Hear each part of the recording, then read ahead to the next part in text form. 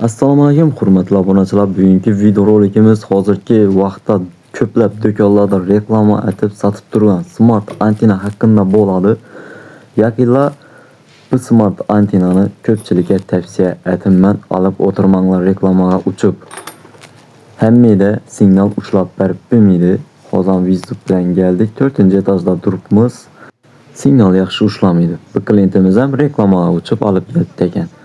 Har xil usul ko'rdik, foydasi yo'q. Signal yo chiqadi yo yo'qoladi. Yaxshi emas.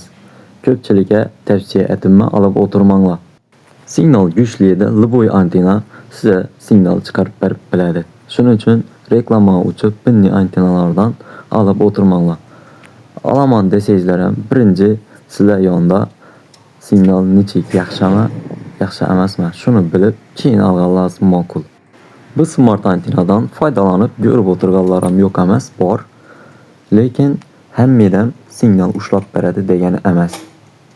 Signal yaxshi yerlarda chiqarib berib turibdi. Bemalol uying ichida ko'rishingiz mumkin. Lekin signal hammadan yaxshi emas. Shuning uchun bu antennani tavsiya etaman. Bu antennaga ishonib uying ichida ko'raman, uying ichida ushlaydi ekan deb olib kelganingiz foydasi yo'q. Signal siz tarafda past bo'ladigan bo'lsa, bu antennani ekkaningizning foydasi yo'q. Shu smart antennadan foydalanib o'tirganlar bormi va siz qayerdan tomosha qilyapsiz? Kommentariyada yozib keting.